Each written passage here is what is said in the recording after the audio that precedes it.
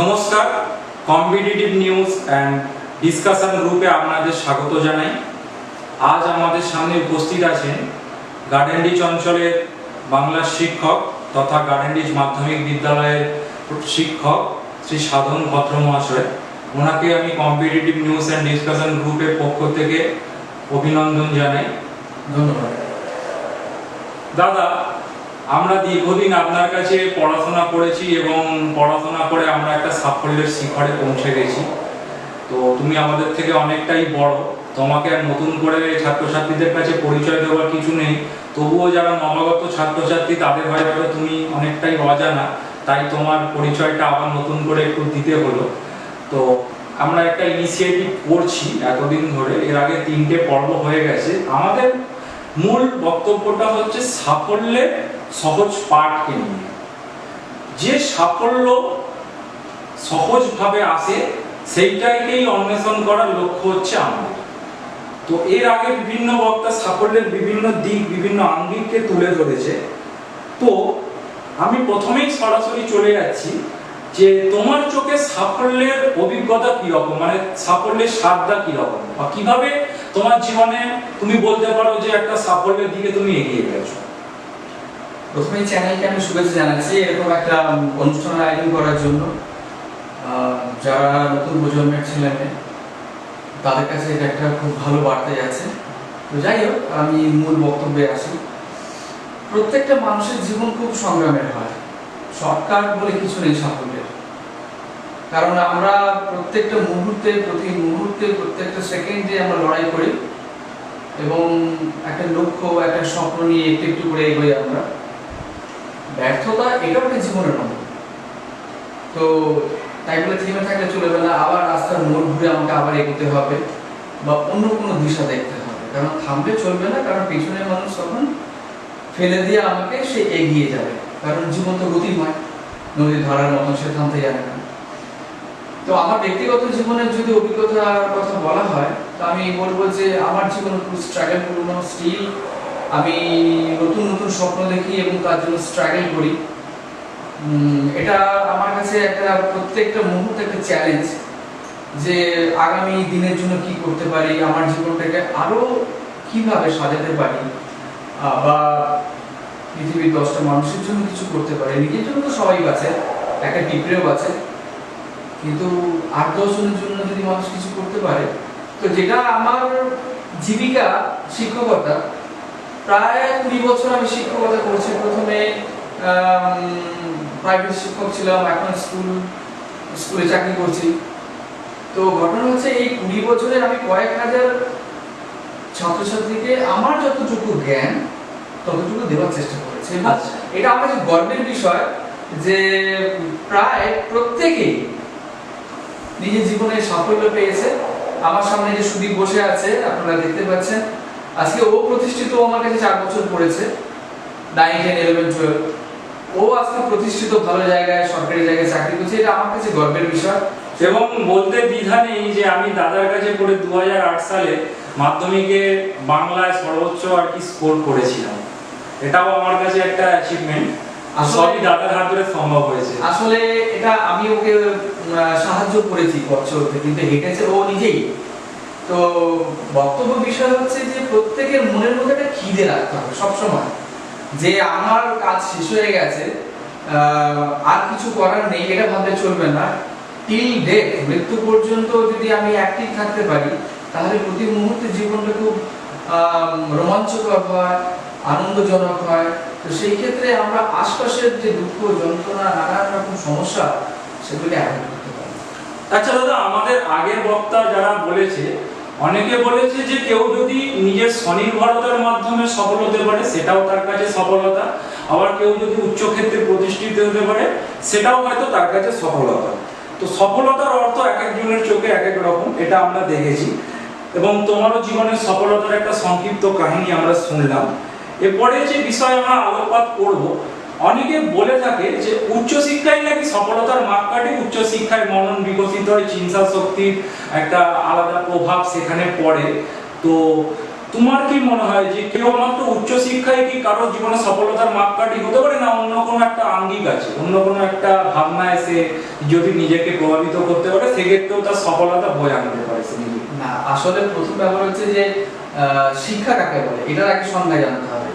যে উচ্চশিক্ষিত হলাম আর অনেক ডিগ্রি পেলাম, আইয়াপ্পা পানিকরের একজন বিখ্যাত কবি, মালায়ালাম কবি, তার একটা কবিতা আছে শিক্ষা সার্কাস। উনি বলছেন এই যে পুঁথিগত শিক্ষা, যেটাকে আমরা অনেক সময় উচ্চ শিক্ষা বলছি, সেটা বর্তমান যুগে সার্কাস হয়ে গেছে। কারণ বহু পৃথিবীতে মনীষী বিখ্যাত ব্যক্তি আছেন যাদের পুঁথিগত বিদ্যা ছিল না। আমরা ঘরের সামনে বলতে পারি রামকৃষ্ণ দেবের কথা, আচ্ছা, যিনি ঘরে ঘরে প্রতিষ্ঠিত, আচ্ছা, বা হযরত মুহাম্মদের কথা। এরকম বহু মানুষ আছে, বা আমরা যিশুরও শিক্ষাগত কোয়ালিফিকেশন জানি না, কিন্তু তারা ভিতরের শিক্ষায়, অন্তরের শিক্ষায় শিক্ষিত, এবং তারা মানুষকে সঠিক পথ দেখাতে পেরেছে। এটাই তো সাফল্য, যে আমি জানবো, আমার জানাটার মধ্য দিয়ে আরেকজন জানবে এবং সে সঠিক পথে এগোতে পারবে। যেমন রবীন্দ্রিক যে ভাবনা ছিল যে একটা অচলায়তনকে ভেঙে একটা যে পুঁথিগত শিক্ষার বাইরে যে শিক্ষা, তিনি সেই সময় সেই কথাটাই বারবার তিনি বলে এসেছেন যে এই শিক্ষা অচলায়তনকে ভেঙে দিতে হবে এবং বহির্বিশ্বের যে শিক্ষা, যেটা প্রাকৃতিক শিক্ষা, সেই জ্ঞানটাকে নিজের মধ্যে আনতে হবে। তুমি সেই পথটাকেই অনুসরণ হ্যাঁ, করো। অন্তরের শিক্ষাটাই আসল শিক্ষা। এর জন্য পুঁথিগত বিদ্যার প্রয়োজন খুব একটা হয় না। মানে তোতা পাখি জাতীয় ব্যাপারটা দরকার। হ্যাঁ, কোথাও বাকি হলে তো খুব মুশকিল হয়ে যাবে। আচ্ছা, ভালো বললে দাদা। আচ্ছা, এর পরবর্তী প্রশ্নে আমরা চলে যাচ্ছি। তোমার ঘরে আস্তে আস্তে দেখলাম মানে অসংখ্য গুণীমানী ব্যক্তির সান্নিধ্য তো তুমি লাভ করেছই। তারপরে আমার যেটা প্রথম চোখে পড়লো যে আমাদের প্রাক্তন রাষ্ট্রপতি এপিজে আব্দুল কালাম, এছাড়াও স্বামী বিবেকানন্দ, রবীন্দ্রনাথ, অনেক মনীষীদের ছবি তোমার ঘরে পড়লো। আবার দেখলাম যে তোমার ইষ্ট দেবতারও ছবি রাখা আছে। তো তুমি কিভাবে এদের থেকে অনুপ্রাণিত হও, বিশেষ করে মনীষীদের থেকে, বা আমাদের ভারতের ছাড়াও তথাকথিত বিশ্বের যেসব গণ্যমান্য ব্যক্তিত্বরা আছে যারা আমাদের কেন সারা পৃথিবীর লোককে ইন্সপায়ার করে, তাদের থেকে কি তুমি কিছু অনুপ্রেরণা পাও? আসলে প্রথম দিকে প্রত্যেকটা মানুষই তার মা এবং বাবার মাধ্যমে ইন্সপায়ার হয়ে থাকে। আচ্ছা, আমিও তার ব্যতিক্রম নই, আমিও মায়ের কাছ থেকে অনুপ্রাণিত হয়েছিলাম। তো একটা সময় মনে হতো যে নিঃসঙ্গ জীবন যখন মানুষের জীবনে আসে, তো সেই জীবনটা কিভাবে কাটাবো। আচ্ছা, সেটাও একটা আনন্দের বিষয়, একটা এনজয় করার মতন জীবন। তো ওই ছোটবেলা থেকে অবাক করতে করতে ছোট ছোট ছড়া লিখতে লিখতে একটা সময় কবিতা লিখতে শুরু করলাম। আচ্ছা, তখন ছন্দ, অলংকার এই সমস্ত জ্ঞান ছিল না। কলেজে ওঠার পর সেই সমস্ত জ্ঞানগুলো বৃদ্ধি পেল। তারপরে হঠাৎ একদিন মনের জন্য ভাবলাম যে আচ্ছা, সারা বাংলা যে স্বরচিত কবিতা প্রতিযোগিতা হয় সেখানে নাম দিলে কেমন হয়। তো ধুম করে সিদ্ধান্ত নেওয়া, সেখানে যাওয়া, ইনস্ট্যান্ট বসে লেখা, বিশিষ্ট কবিদের, বিশেষ করে সুনীল গঙ্গোপাধ্যায়ের সান্নিধ্যে আসা, আর সেখানে দ্বিতীয় হয়ে যাবে, এটা আমার কাছে একটা বিশাল বড় অ্যাচিভমেন্ট। আর এটা আমি আমার মাকে উৎসর্গ করেছিলাম এই উপহারটা। প্রাক্তন যিনি আমাদের মুখ্যমন্ত্রী বুদ্ধদেব ভট্টাচার্য মশাই, তার কাছ থেকে আমি এই পুরস্কারটা পেয়েছিলাম লন্ডনে। তারপরে আস্তে আস্তে সাহস বাড়তে থাকে মানুষের। তারপরে আমি সেখান থেকে অল ইন্ডিয়া চ্যাম্পিয়নশিপের নাম দিই। অটল বিহারী বাজপেয়ী মহাশয় তখন ছিলেন প্রধানমন্ত্রী, সেখান থেকে একটা অ্যাওয়ার্ড আছে। তারপরে একটা ইন্টারন্যাশনাল কম্পিটিশনে যোগদান করি। তারপরে সেই সময় ইংল্যান্ডের যিনি প্রধানমন্ত্রী ছিলেন টনি ব্লেয়ার, তার কাছ থেকে আমার শুভেচ্ছা পত্র আসে।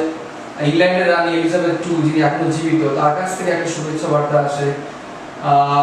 এইভাবে শেষ আমি ইসরায়েল আর প্যালেস্টাইনে যখন যুদ্ধ হচ্ছিল কিছুদিন আগে, কয়েক বছর আগে, বহু মানুষের মৃত্যু হচ্ছিল, সেটা আমাকে খুব যন্ত্রণা দিয়েছিল। তো এখন যিনি পোপ আছেন, বিশ্ব পোপ ফ্রান্সিস, তাকে আমি একটা কবিতা লিখে পাঠিয়েছিলাম। আবেদন ছিল যাতে এই যুদ্ধ বন্ধ হয়। কবিতার নাম ছিল দ্য ফার্স্ট মর্নিং। তো উনিও আমাকে এই কাজের জন্য সাধুবাদ দিয়েছিলেন। আমি একটু দেখাতে চাই এগুলো দর্শকদেরকে।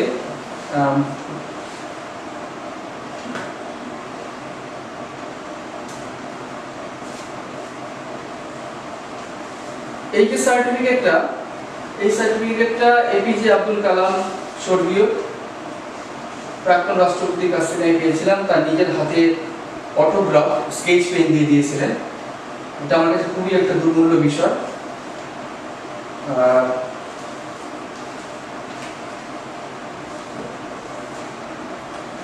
আপনারা দেখতে পাচ্ছেন এই সেই অটোগ্রাফ সম্মাননা পত্র, স্বয়ং এপিজে আব্দুল কালামের স্বাক্ষরিত।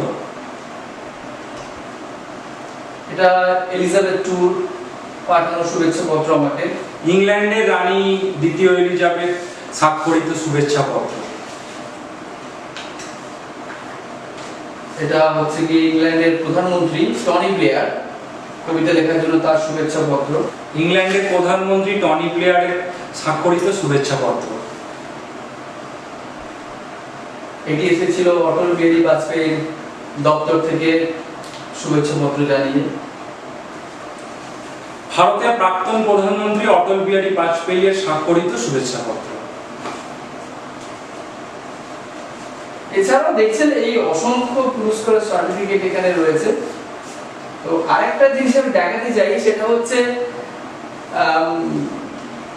এটা প্রথমবার আমি বলতে চলেছি যে একদিন তো প্রত্যেকটা মানুষই মারা যাবে। আচ্ছা, তো মৃত্যুর পরে যদি আমি কিছু একটা করতে পারি, তো আমার ভাবনা চিন্তা ছিল যে অনেকেই তো দেহ দান করে, তো আমাদের সারা দেহের মধ্যে চোখটাই সক্রিয় হতো।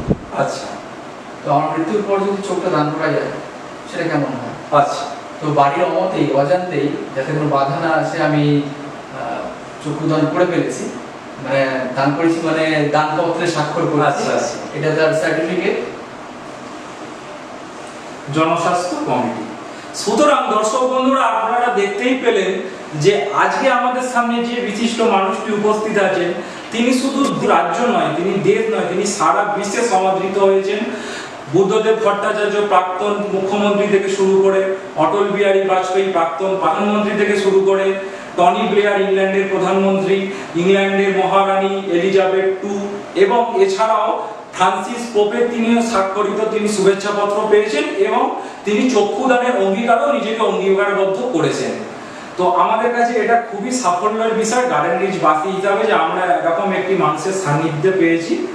দাদা, আমরা পরবর্তী প্রশ্নে চলে যাচ্ছি যে তুমি একটা বিষয় ভিত্তিক পড়াশোনা করো, তুমি একটা বাংলা, একটা যে আমাদের ভাষা, আমাদের মাতৃভাষা, সেটাকে নিয়ে তুমি বিভিন্ন সময় বিভিন্ন আঙ্গিকে তুমি শিক্ষাদান করে চলেছো। আবার অনেক সময় দেখা যায় যে বিভিন্ন ক্ষেত্রে নিজেকে প্রতিষ্ঠিত করতে গেলে একটা সর্বাঙ্গীন দক্ষতার একটা প্রয়োজন হচ্ছে। মানে অনেকটা এরকম ধরে নাও যে আমরা এখানে বাংলা শিখলাম, আবার একটা সর্বভারতীয় ক্ষেত্রে সেখানে একটা দেখা যাচ্ছে যে একটা হিন্দির আধিপত্য, আবার অন্যান্য জায়গায় দেখা যাচ্ছে যে সেখানে একটা মানে একটা টেকনিক্যালিটি ব্যাপারটা থাকতে হবে, সেখানে শুধুমাত্র ভাষাগত ব্যাপারটা থাকলে হবে না, স্কিল একটা ওরিয়েন্টেড একটা তোমার লাইফস্টাইল থাকতে হবে।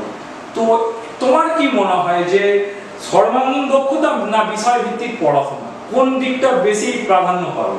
অবশ্যই সর্বাঙ্গীন, তবে স্পেশালিটির যুগ, বিষয় ভিত্তিক হবে এবং তার পাশাপাশি যে সর্বাঙ্গীন জ্ঞান অর্জন। আচ্ছা, আমি বাংলা জানবো মানে ইংরেজি জানবো না, বা অঙ্ক বুঝবো না, বা বিজ্ঞান কিছুই জানি না, বা অন্য কোনো ভাষা সম্বন্ধে ধারণা থাকবে না, এটা ভুল।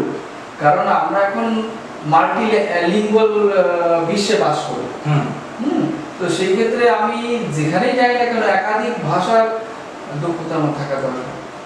কিন্তু আমরা দিনে দিনে দেখছি যে বাংলা ভাষাকে অবনমন করার চেষ্টা, যারা ভারতবর্ষের পুরাতন শাসক তারাও একরকম চেয়েছিল এবং বাংলাকে ক্ষতবিক্ষত করে বারবার বাংলা ভাগ করার চেষ্টা হয়েছে, এবং দেখা যাচ্ছে যে এখনো একটা বাংলা ভাষার একটা উপরে একটা অন্য ভাষার একটা আধিপত্য সব সময় চলে আসছে, এবং সেইটাকেই আর বাংলা অনেক ক্ষেত্রেও অবহেলিত আমরা এটাও দেখতে পাচ্ছি। কিন্তু আগেই তো বলে মাতৃভাষা মাতৃদুগ্ধ সম।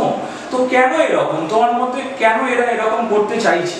এটা করে এদের কি স্বার্থ সিদ্ধি হচ্ছে? আসলে আমরা বাঙালি মুখে বলি, কতটা গর্বিত হই আমরা জানি না ভাষা নিয়ে। যেখানে তুমি দেখছো যে বাংলা থেকে অর্থনীতিতে নোবেল এসছে দুটো, আচ্ছা বিজ্ঞানে শান্তি স্বরূপ ভাটনগরে এবারে প্রায় 6 জন বাঙালি আছে, এবং বাংলা সাহিত্য তোমার সাহিত্য একাডেমি বা আশাপূর্ণা দেবী বা জ্ঞানপীঠেও আমাদের কিন্তু কম গুণীমানী ব্যক্তি নেই। কিন্তু সেখানেও এইরকম ভাবে মানে এটা কি মনে হয় না যে তোমার অন্যান্য যেসব ভাষার যারা কারিগরেরা আছে তারা একটা মানে একটা আগ্রাসী মনোভাব যে এই ভাষাকে দমিয়ে দিতে হবে, এখান থেকে অনেক ভালো ভালো মেধা ভালো ভালো সাফল্যের শিখরে ব্যক্তিরা পৌঁছে যাচ্ছে, তাহলে এদেরকে অগ্রাধিকার দিলে চলবে না। এমনকি ক্রীড়া ক্ষেত্রেও দেখা যাচ্ছে আজকালকার দিনে বাঙালি ছেলেরা প্রাপ্ত।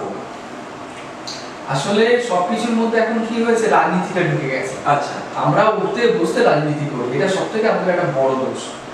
আর যেটা বললাম যে আমি নিজেকে বাঙালি বলি ঠিকই, কিন্তু বাঙালি হিসাবে কতটা গর্ববোধ করি জানি না। দু লাইন ইংরেজি বলতে পারলে বা এক লাইন হিন্দি বলতে পারলে বোধহয় বেশি গর্বিত হই আমরা। এই ছবিটা যেরকম পশ্চিমবঙ্গে এরকম চলছে, কিন্তু উল্টো দিকে যদি আমি প্রতিবেশী দেশ বাংলাদেশের দিকে একটু খেয়াল করে দেখবো, তারা কিন্তু বাংলা ভাষা নিয়ে যথেষ্ট গর্বিত।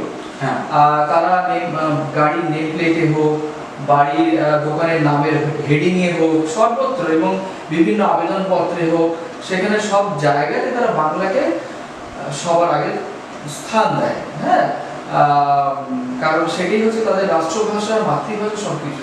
কিন্তু আমাদের দেশে একটা প্রবলেম আছে, আমাদের দেশে যেহেতু একটা মাল্টিলিঙ্গুয়াল স্টেট, আমাদের দেশে কিন্তু প্রপারলি কোনো রাষ্ট্রভাষা নেই, সেক্ষেত্রে আমরা সি ক্যাটাগরি স্টেট। আমাদের দেশে 22টা ভাষাকে সংবিধানে স্বীকৃতি দেওয়া হয়েছে, তুমি জানোই।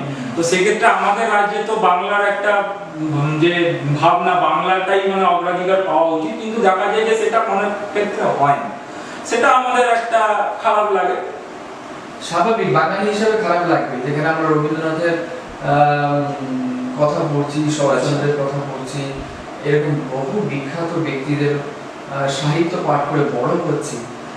সেই বিদ্যাসাগরে যদি ফিরে যাই, আমাদের বর্ণ পরিচয় অয়জগর আসছে তেরে হাতে আমটি আমি খাবো পেরে, এই কথাগুলো পড়ছি ঠিকই, কিন্তু আজকের এই ইংলিশ মিডিয়াম স্কুলের দৌড় বা হিন্দির দৌড় সেই বাংলাটাকে অবদমিত করে দিচ্ছে। আচ্ছা আচ্ছা, এর জন্য আমরাই খানিকটা দায়ী। আচ্ছা, আমরা পরবর্তী যে প্রশ্নে আলোকপাত করব, দর্শক বন্ধুরা আপনারা দেখছেন আমাদের সঙ্গে উপস্থিত আছেন যে সাধন ভদ্র মহাশয়, উনি বাংলার শিক্ষক।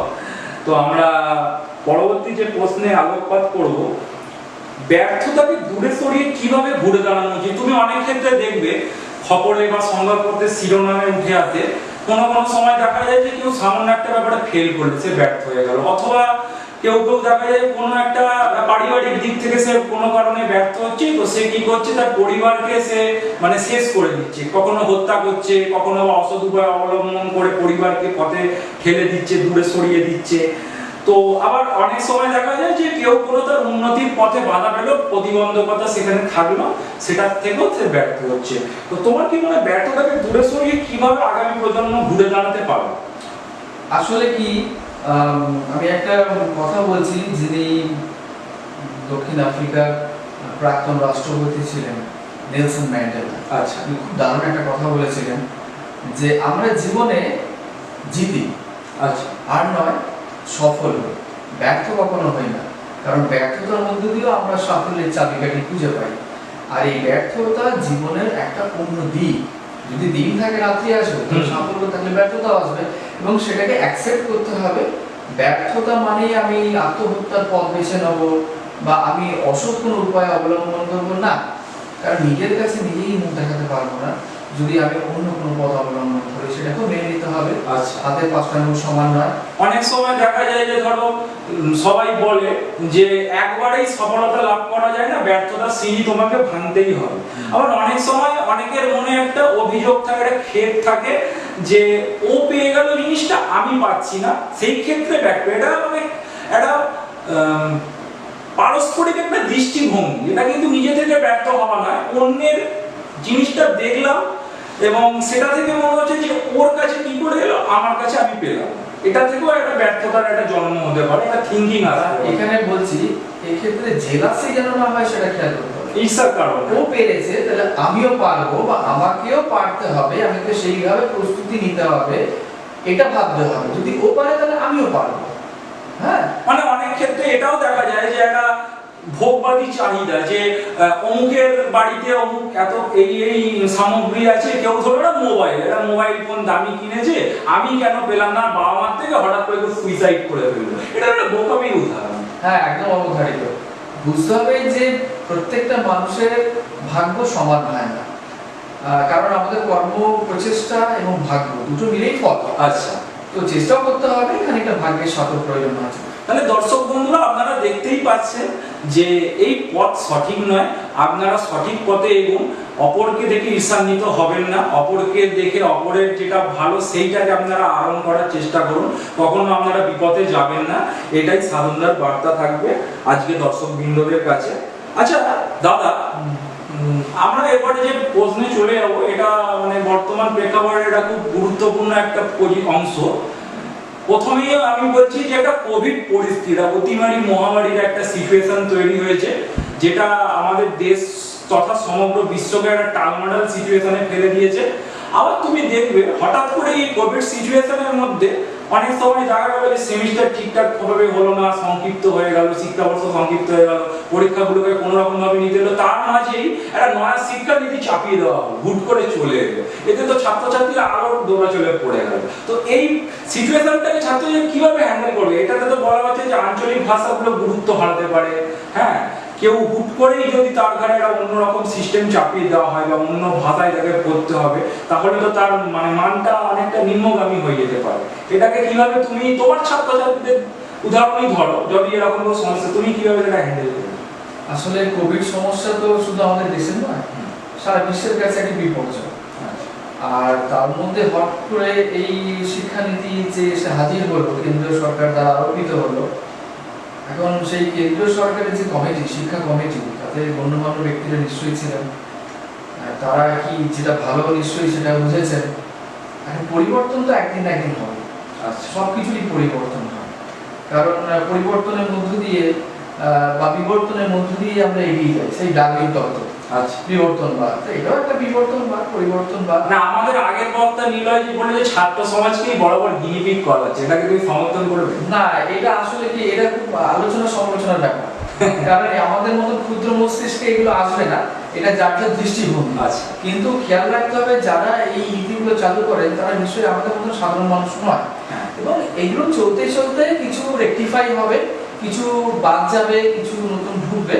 একেবারেই যে এটা চালু হয়ে যাবে তা না, নিশ্চয়ই আলোচনা সমালোচনা হয়ে তারপরে ধীরে ধীরে একটা নির্দিষ্ট অবস্থায় আসবে। কিন্তু এই নীতির বিরুদ্ধে অনেক সময় দেখা যায় যে ছাত্র সমাজের পথে নামছে, হয়তো সেটা ছাত্র সমাজের ক্ষেত্রে অ্যাকসেপ্টেড হচ্ছে না, হতে পারে, এটা যাদের দৃষ্টিভঙ্গির ব্যাপার। আমিও বলছি না যে একদম সম্পূর্ণ সঠিক, সম্পূর্ণ বেঠিক, আমি এটা বলতে পারছি না, কারণ এটা চালু হয়নি এখনো। যখন মানে এটা ইমপ্লিমেন্টেশন হবে সেটা আগে বোঝা যাচ্ছে না যে কি হতে পারে। হ্যাঁ, আগে চালু হোক, তারপরে পরিস্থিতির মোকাবিলা করি, তখন বোঝা যাবে যে আর কিছু পরিবর্তন দরকার কি দরকার নেই। আচ্ছা, অসংখ্য ধন্যবাদ দাদা। পরবর্তী প্রশ্ন আমাদের তরফ থেকে আপনার কাছে থাকছে যে ধরুন এখন বিগত কিছুদিন ধরে এখন মানে অনেকেই শিক্ষা ক্ষেত্রে ভালো সাফল্য লাভ করেছে। শিক্ষকতা তো একটা সম্মানীয় পেশা, তো অনেকেই শিক্ষকতার পেশায় অংশগ্রহণ করতে চায়, নিজের জীবনের পথকে এই পেশার মাধ্যমে সুগম করতে চায়। তো অনেকে দেখা যাচ্ছে যে পরীক্ষা দিয়ে দিয়েছে, এখনো নিয়োগ তাদের মধ্যে হয়নি, হয়তো তারা নিয়োগ পেয়ে যাবে বা একটু দেরি হবে, ঠিক আছে, এটা তো সরকারের ব্যাপার, আমরা এখানে কিছু মানে বলার নেই। কিন্তু যারা নবাগত শিক্ষক হয়ে আসবে তাদের বর্তমান সমাজে কি ভূমিকা থাকবে? কারণ এখন দেখা যায় যে ছাত্র সমাজ একটা মানে অনলাইন গেমে আসক্ত, একটা মাদকাসক্ত হয়ে পড়ছে, বা বিভিন্ন রকম মানে পথ যেটা শিক্ষা ক্ষেত্রকে বিমুখ করে তুলছে। নবাগত শিক্ষকরা কি সেই আমাদের পুরানো কালে আমরা পড়েছি যেরকম শিক্ষকরা মানে সেই ইন্সপিরেশন দিয়ে পড়াতো, সেটা কি তারা পারছে, সেটা কি করতে পারবে? বা তাদের কাছে তোমার কি বার্তা থাকবে, মানে কিভাবে তারা ওয়েটা দেখাবে ছাত্র সমাজ? এই কথা ঠিক যে জ্ঞান সমুদ্রের কাণ্ডারি হচ্ছে শিক্ষকরা। কোনো দেশ যদি সঠিক শিক্ষিত না হয় সঠিকভাবে, সেই দেশের উন্নতি সম্ভব নয়। যে কারণে একটা সময় অন্যান্য দেশগুলো আমাদের তৃতীয় বিশ্বের দেশ বলে ব্যঙ্গ বিদ্রোহ করতো, আজকে আমরা সেখান থেকে অনেকটা উন্নতি লাভ করতে পেরেছি, তার কারণ আধুনিক শিক্ষায় শিক্ষিত। আর এটা সম্ভব হচ্ছে শিক্ষকদের মাধ্যমে। যুগে যুগে দেখা গেছে যারা শিক্ষাগুরু, তারা এক সময় গুরু সম্মান পেয়েছেন, আজও পান। আজকে হয়তো তার সংজ্ঞা পরিবর্তিত হয়েছে, শিক্ষক অনেকটাই বন্ধুত্বের মতন বন্ধু হয়ে উঠেছে। ছাত্র এবং শিক্ষকের মাঝখানে যে বাধা বিপত্তিগুলো ছিল সেগুলো অনেকটাই সরল হয়েছে। তো আগেকার শিক্ষক যারা ছিলেন সেই সময় একরকম শিক্ষা পদ্ধতি ছিল, পরিবেশ ছিল স্কুলের, এখন পরিবেশ পাল্টে গেছে স্কুলের। বিদ্যালয় কলেজের সব কিছুরই। সেই সঙ্গে সঙ্গে শিক্ষকদের শিক্ষা পদ্ধতি, শিক্ষাদানের পদ্ধতিও অনেক পরিবর্তিত হয়েছে। তো এখন যারা শিক্ষক হয়ে আসবেন বা নতুন পেশায় নিযুক্ত হচ্ছেন, তারাও তাদের শিক্ষাটা, তাদের অর্জিত জ্ঞান সমাজে বিলিয়ে দেবেন, এটাই আমি কামনা করি। দাদা, পরবর্তী প্রশ্নে চলে যাচ্ছি যে সরকারি বা বেসরকারি ক্ষেত্রে অনেকেই প্রতিষ্ঠা লাভ করেছে তোমার ছাত্রছাত্রীরা, আবার অনেকে স্বনির্ভরতার পেশাটা বেছে নিয়েছে। তো বর্তমান যুগে ছাত্রছাত্রীদের এইসব ক্ষেত্রে প্রতিষ্ঠিত হতে গেলে কি কি রূপরেখা প্রয়োজন? আমি ছোটবেলা থেকে খুব কুইজের ভক্ত। আচ্ছা, এখনো কুইজ করি। কুইজ মানে হচ্ছে গিয়ে সাধারণ জ্ঞানকে অর্জন করা, যেটা আধুনিক কালে খুব দরকার। যে কোনো কম্পিটিটিভ এক্সাম আমি আমার ছাত্রদেরও বলি, তাদের মধ্যেও কুইজ কন্টেস্ট করাই। আমি নিজে ব্যক্তিগতভাবে বহু কুইজের ভাগ নিয়েছি, জিতেছি। তো কুইজ হচ্ছে কি একটা জ্ঞানের ভান্ডার। আচ্ছা, আধুনিক যে চাকরির পরীক্ষাগুলো, কম্পিটিটিভ এক্সামগুলো, তাদের সবই জিকে আছে। ইতিহাস, ভূগোল, বাংলা, অঙ্ক সবই থাকে। তো সেইগুলো বই মুখস্থ করা খুব কষ্টকর, বিরক্তিকর, জাবর কাটানো হয়। তো আমরা যদি চোখ না কান খোলা রাখি, টিভি, রেডিও, নিউজ পেপার বা কেবিসি বা দাদাগিরি এই জাতীয় অনুষ্ঠানগুলো ফলো আপ করি মজার মতন করে, তাহলে সাধারণ জ্ঞান আমার এমনিতেই গ্রো আপ করবে। আচ্ছা, আর সেটাই দেখা যায়। আমি নিজে ব্যক্তিগতভাবে টেট পরীক্ষা দিতে গিয়ে দেখেছি যে আমার কোনো প্রিপারেশন ছিল না, কিন্তু আত্মবিশ্বাস ছিল যে আমি কিছু জানি, এবং তারপরে প্রায় 67% মার্কস পেয়ে বেরিয়ে গেছি উইদাউট এনি প্রিপারেশন। তার জন্য কোনো জায়গায় গিয়ে আমাকে টাকা পয়সা দিয়ে ওই সাধারণ জ্ঞানের জন্য পাঠ দিতে পারিনি। তো আমি ছাত্রছাত্রীদের বলবো যে চোখ নাক কান খোলা রাখো, নিউজ পেপার পড়ো, টিভিতে নিউজ দেখো, সারাদিন ধরে গান, সিনেমা, চ্যাট না করে, আর এই কুইজ শোগুলো দেখো, এনার্জেটিক, আর নিজের জ্ঞান ভান্ডার এমনি সমৃদ্ধ হবে। আচ্ছা। আচ্ছা, বর্তমানে দাদা যে বিষয়টার উপরে এবারে আমরা তোমার কাছ থেকে জানবো যে এখন তো অনেকটা বই নির্ভর পড়াশোনাটা অনেকে করতে পারছে না বিদ্যালয়, স্কুল, কলেজে গিয়ে। আবার অনেক ক্ষেত্রে দেখা যাচ্ছে যে অনলাইনে একটা ক্লাস হচ্ছে, একটা জুমে বলো, বা অনেক সময় দেখা যাচ্ছে ছাত্রছাত্রীদের বলা হচ্ছে কোনো একটা অ্যাপস নির্ভর পড়াশোনা করতে, বা এটা বেসরকারিও যেরকম অনেকগুলো অ্যাপস নতুন বেরিয়েছে, যেমন আড্ডা, টেক্সটবুক পড়াশোনা, বা বাইজু এখন খুব অ্যাড দিচ্ছে। আবার সরকারি ক্ষেত্রে অনেক নতুন নতুন অ্যাপস আসছে। আবার এটাও দেখা যাচ্ছে যে অনেকে ইউটিউবে, যে আজকে আমরা যেরকম একটা কোনো বিষয় নিয়ে মানে আলোচনা করছি, সেরকম ভাবে ইউটিউবে একটা ক্লাস হচ্ছে, বা একটা মজার একটা অনুষ্ঠান, মজার চলে একটা শিক্ষা দেওয়ার একটা ভিডিও বানাচ্ছে তারা।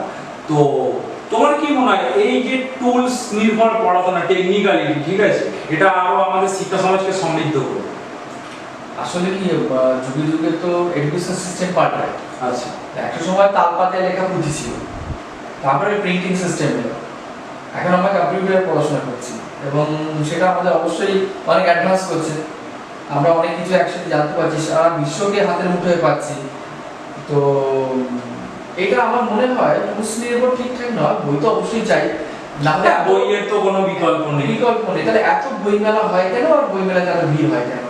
বই হচ্ছে সব থেকে আমাদের প্রিয় বন্ধু, এটা খেয়াল রাখতে হবে। এখান থেকে ক্ষতিকারক কোনো জিনিস পাওয়া যায় না। তো এর পাশাপাশি নিজেকে অ্যাডভান্স করতেই হবে, কারণ র্যাট রেস চলছে। আমরা প্রত্যেকে ইঁদুর দৌড়ে দৌড়েছি। আমি চাকরি পেয়ে গেছি, শিক্ষক হয়ে গেছি মানে আমার নলেজ চাই না, এটাও ভুল। কারণ প্রত্যেক মুহূর্তে ছাত্রছাত্রীরা অনেক বেশি জ্ঞান পিপাসু হয়ে উঠছে, যার জন্য আমি একটা নিজের ইউটিউব চ্যানেল খুলেছি, ওয়ার্ল্ড নলেজ পোস্ট। আচ্ছা, আপনারা দেখতেই পাচ্ছেন দাদার নিজস্ব YouTube channel world knowledge post. আপনারা যদি আরো জ্ঞান হবে, দাদা এটা বিষয়টা একটু সংক্ষেপে। এটা সারা বিশ্বের বিভিন্ন ধরনের জ্ঞান আমি যা জানি সেটা শেয়ার করি। আচ্ছা, হ্যাঁ, সেটা কোনো জায়গা সম্বন্ধে হতে পারে, কোনো বিশেষ ব্যক্তি সম্পর্কে হতে পারে, আমাদের এই বাংলা ভাষা সম্পর্কে আছে, রবীন্দ্রনাথ সম্পর্কে আছে, আপনারা সার্চ করলে দেখতে পাবেন।